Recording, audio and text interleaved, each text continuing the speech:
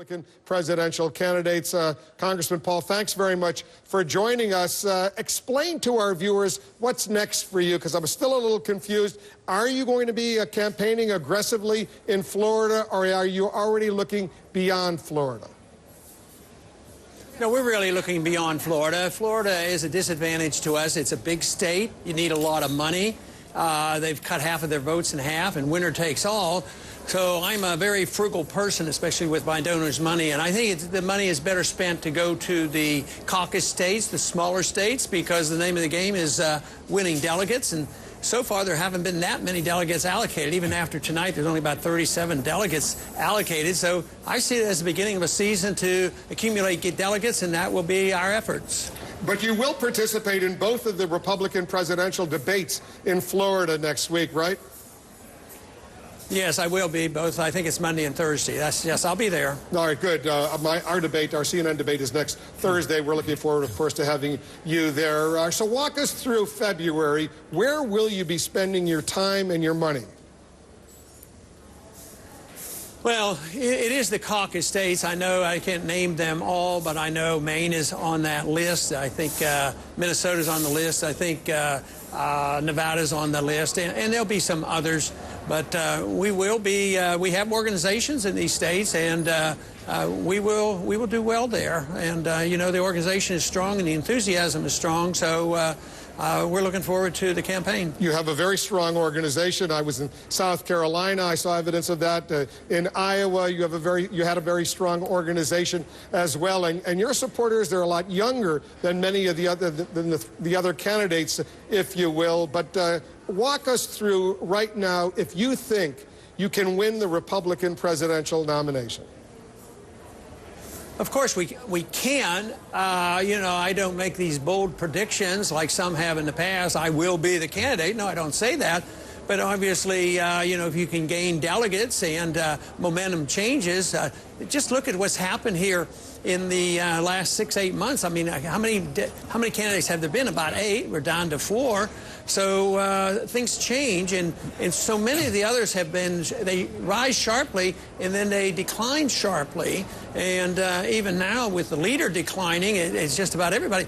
But I don't think anybody has said that about our supporters. They come, they're steady, they understand what it's all about, they work hard, and we have steady growth. Because even tonight, without coming in the top tier, 1 or 2 second place, I mean, our numbers are so much better than they were a month ago. They're so much better than they were 4 years ago.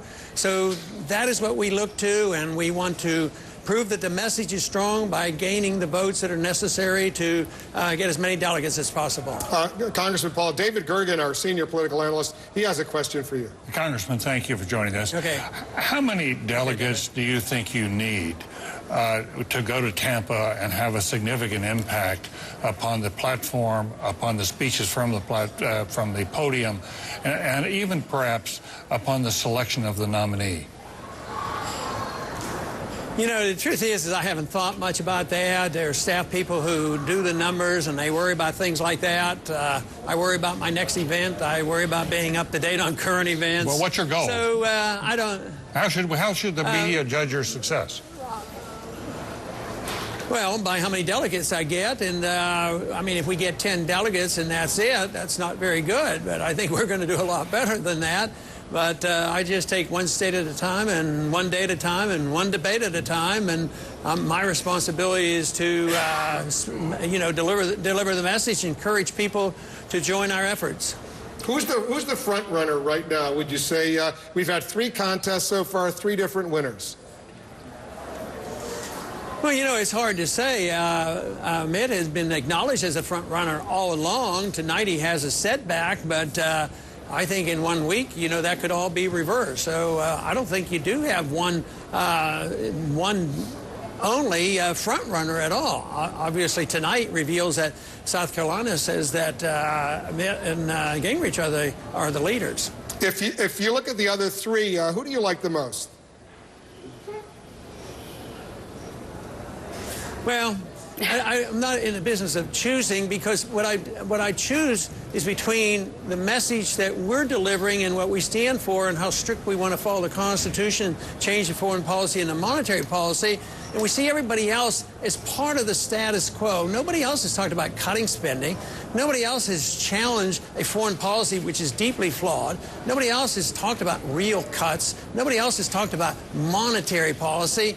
And those are the big events for me, and the country is coming around to those viewpoints. You know, 4 or 5 years ago, nobody cared about looking at how the Federal Reserve contributes to our crisis and how they bail out people.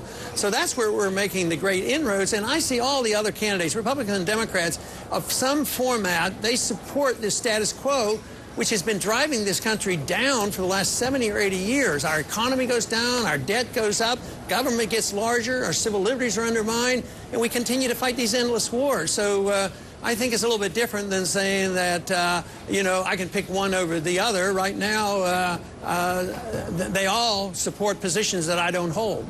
Congressman Paul, thanks very much for joining us. We'll see you Thursday night at the CNN Republican presidential debate in Jacksonville, Florida. Thanks very much.